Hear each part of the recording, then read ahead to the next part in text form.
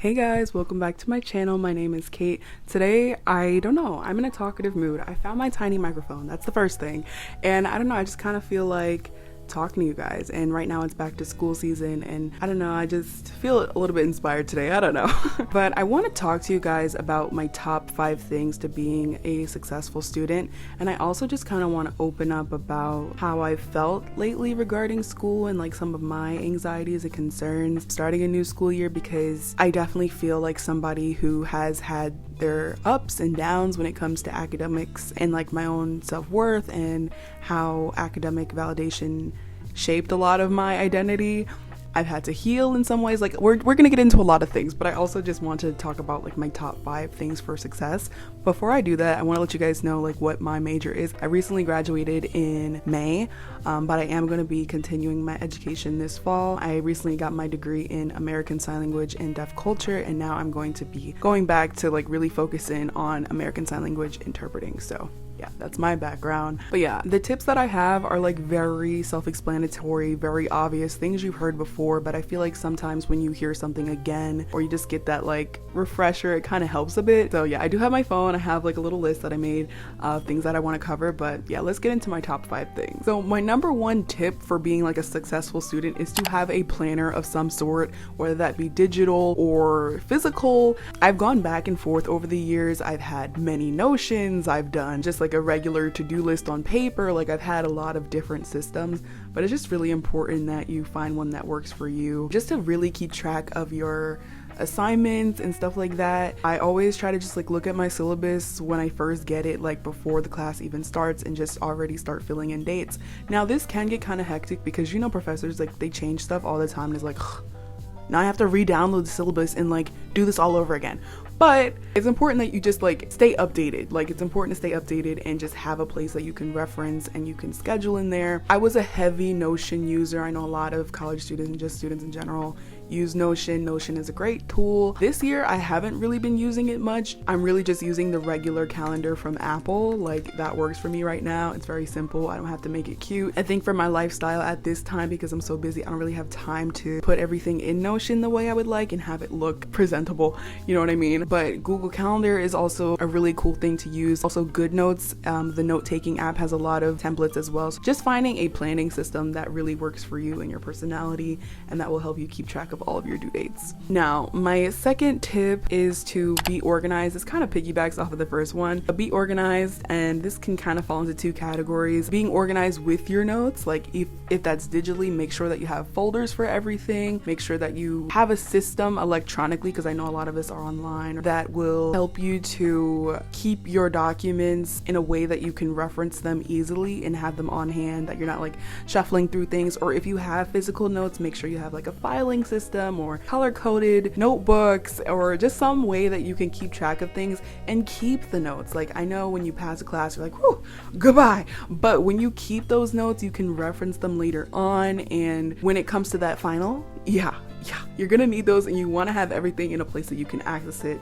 quickly. And yeah, that's my little tip. And then of course you also just really want to be organized with your physical space. Definitely keep your desk area organized, keep that backpack organized, or any place where you keep your items. I know when like notes are flying all over the place and it's late and you got everything everywhere, it's hard, I know.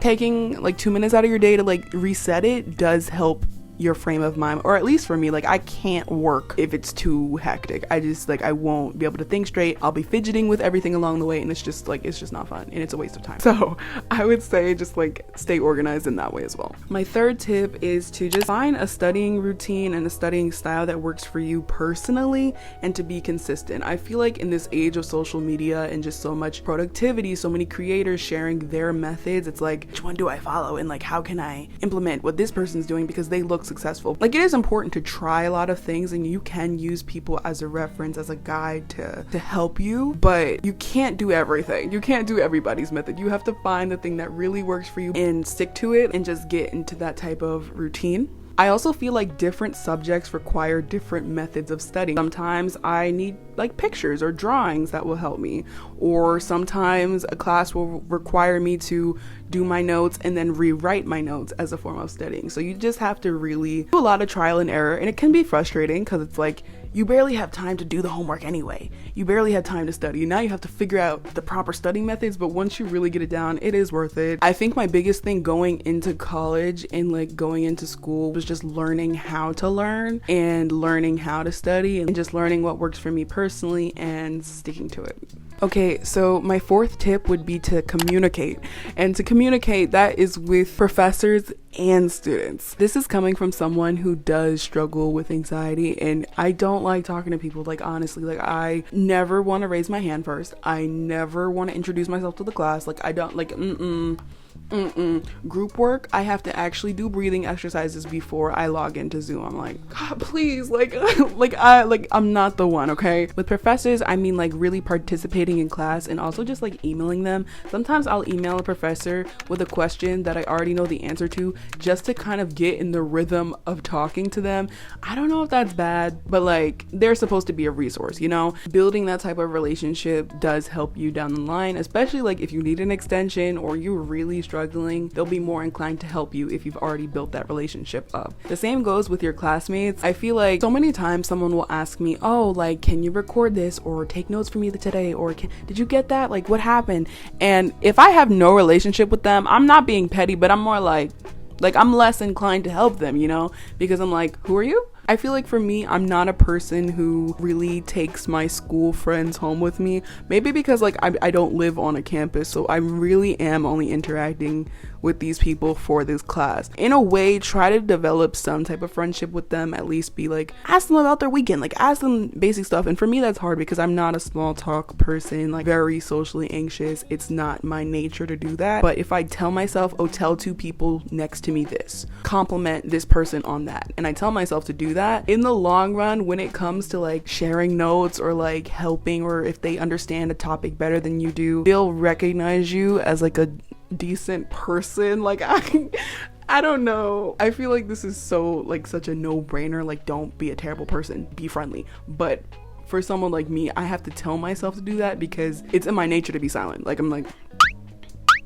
and that can sometimes work against me, so I have to like make it a thing that I plan for, if that makes sense. Okay, and number 5 kind of leads into the bigger conversation about academic validation that I want to have for today. But my tip number 5 is to just give yourself grace and to be kind to yourself. I know it's hard, like it is. There's a lot of competition sometimes to either be like this person. There's competition online because you're seeing people be successful, but there's also competition maybe in your home. Maybe you have a sibling who's super successful, or you want to be the best in your class, or you have a competitive field, and so you push yourself really, really hard. Pushing yourself hard at the expense of yourself is something you really gotta stay away from. And I'm talking to myself right now because I know myself, and I always am beating myself up about everything. And I gotta stop. I really gotta stop. So sometimes you can't pull the all-nighter. Sometimes you're just not gonna be able to get it, and it's okay. Like, if you didn't score the best this time, maybe you will the next time. But yeah, that's my tip number 5. Just give yourself grace and be kind to yourself. But yeah, so now I just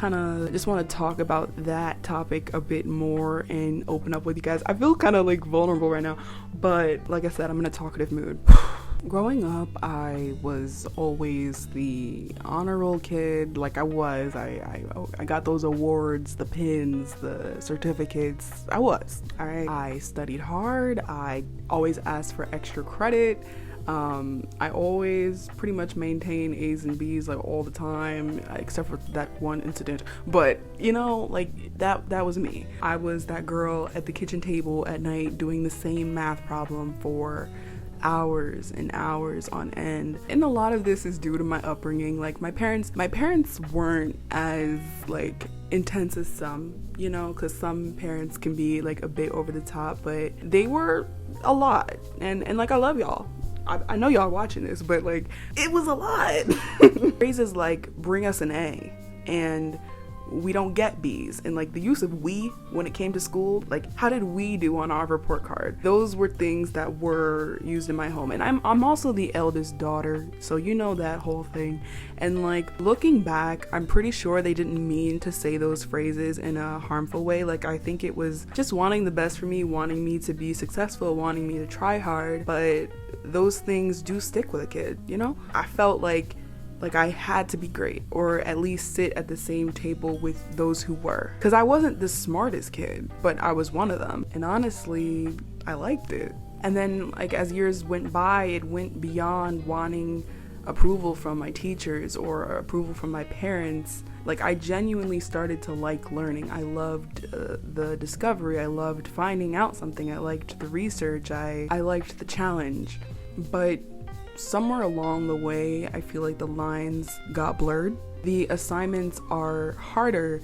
The pressure from teachers is heavier. It means something now. It's like a passing grade on an assignment is no longer my golden ticket to having a pizza party at the end of the week. Like, no, this assignment means I can move on to the next class. This assignment means I pass or fail. This assignment is my ticket to a career. Like, if I don't do well, it represents the money my parents paid, and it felt like every submission was the end of the world, and like I took it personally. And I am speaking like a little bit exaggerated, like it wasn't the end of the world, but it felt like that sometimes.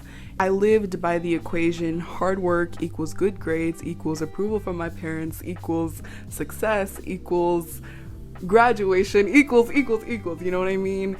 And when there would be times where I wasn't doing well and I wasn't getting the return of perfection, I fell apart, and it killed me because everything felt so personal. I was like, why can't I understand this concept? Why do they understand it better than me? I must be less than. Like, why do they get it? It was something I took on, you know, like I am less because of this. Like, there were times I remember, like I would study until 3 a.m.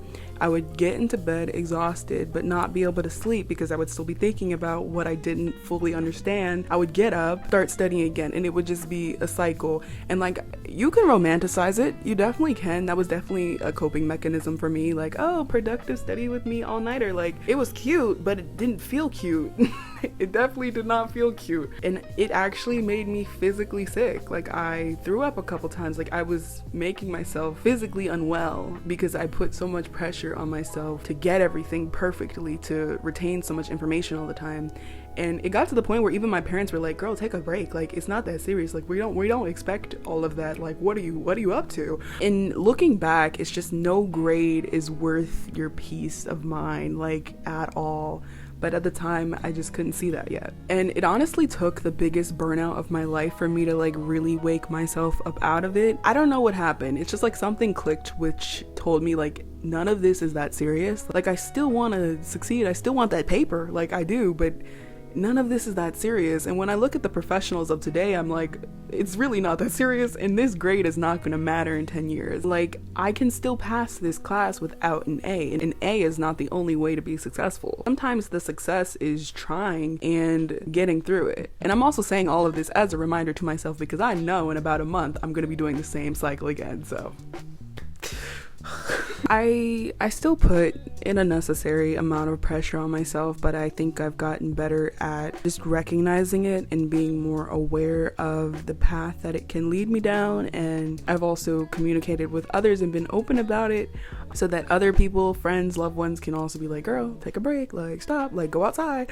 And I feel just better equipped to deal with the thoughts as they come, and realizing that it's separate from me. Like, I'm not the homework. The grade is not me. Like, I'm still a good person. Anyways, this has kind of been just a humongous rant, but I hope that something I've said can encourage you not to take school lightly, because obviously it costs a lot of money and it is important, but it shouldn't be at the sacrifice of your health or just your spirit. It's gonna be hectic, of course, when it starts, but you just kind of gotta find those moments where you can take that rest and where you can heal a little bit, take some time to yourself, find things that bring you joy amongst all the chaos. This is a message to myself as well. But yeah, I hope you guys enjoyed it. I know I have a lot of viewers who are either younger than me or much older than me, so maybe this video doesn't exactly fit. Maybe you're not in the same type of school situation right now, but I feel like a lot of these tips are applicable for all areas of life in terms of staying organized, communicating, like those, like just basic stuff, you know. I haven't said anything that we haven't heard before, but sometimes it's nice to hear it again. Like I said, you, my dear, are worth so much more than your GPA, and I wish you the best with this upcoming school year or whatever you're up to. And yeah, thank you so much for listening to me ramble into my itty bitty microphone. It's been very, very fun. And yeah, I'll do this again soon. I love you. Bye.